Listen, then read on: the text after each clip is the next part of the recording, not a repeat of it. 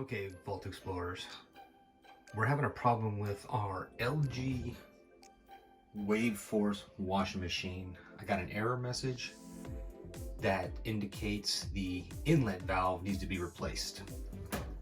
So I've moved the washer away from the wall here. I got the part from Amazon and I'm going to do a video for you. So when you are doing any kind of do-it-yourself repair off of YouTube or the interwebs, you do so at your own risk. Ray and Caboose are not the definitive answer on this. I did a little bit of YouTubing and I did a little bit of Googlesing, and this is what I came up with. Good luck. So when you pull out your washer, now would be a good time to sweep all the dust bunnies and all the dirt that gets back there. And also, obviously this is going to be kind of a hard, well, not hard, but difficult move. You're going to want to go to my favorite non-sponsored store, Harbor Freight, and get these furniture sliders, and makes moving things around a whole lot easier. Okay, some basic important steps. Unplug from the wall, turn off your hoses, and then we're going to disconnect our hoses here. Mine, this is hot water, cold water, and then it's reversed over here. That's just something to keep in mind so that you're not mixing up your wash cycle. Next, you're going to need a Phillips screwdriver and remove 5 screws. 2, 3, 4, and 5.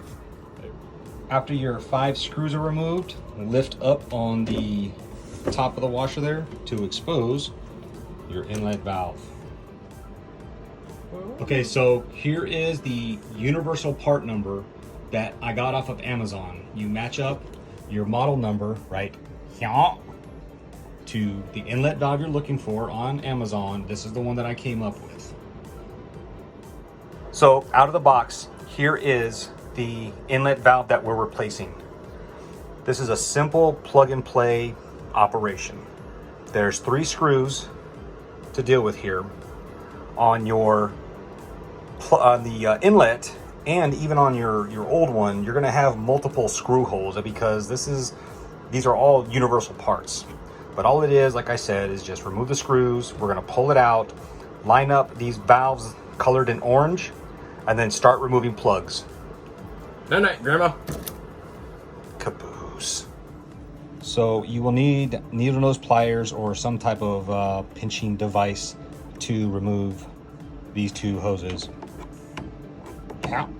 And so also tucked in here is the wiring diagram for said inlet valve. But who needs a wiring diagram when you've got the interwebs and the Vault Explorers? All right. Now that your new inlet valve is plugged in, we have our hoses plugged in here. We are connected at these rubber grommet fittings here. All our plugs are pluggeted. And now let's put in our 3 screws. 3, after it lines up. So now that our 3 screws are in, we're gonna put the control panel back on and screw it back. So our 5 screws are back in. 1, 2, 3, 4, and 5. So on a side note, you do not need to remove these 3. The video that I watched, they did, but I don't believe you have to. Hopefully I can go back and edit or throw in a little note there that you don't need to do these 3. And hopefully you watch this video all the way through before doing your own washer repair. So now that the washer is back in its little cubby, we have our hoses connected the right side, and we are plugged in.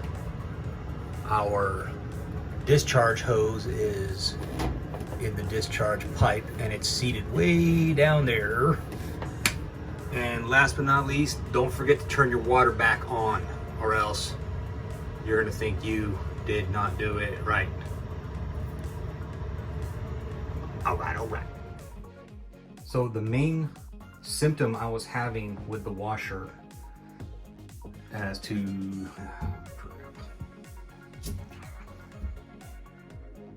The reason I had to change the inlet valve was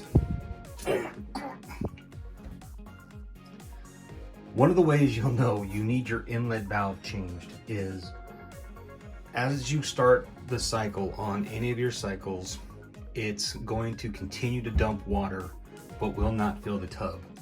So if you set your washer and just walk away, 10 minutes from now, it's just gonna keep dumping water and it's not gonna fill the tub. And with these new washers, obviously you can't just open it up when it's on. You have to turn it off and look at it. So the one thing that we saw, or that I saw, just a soggy pile of clothes at the bottom. Thanks for watching. We'll see you next time.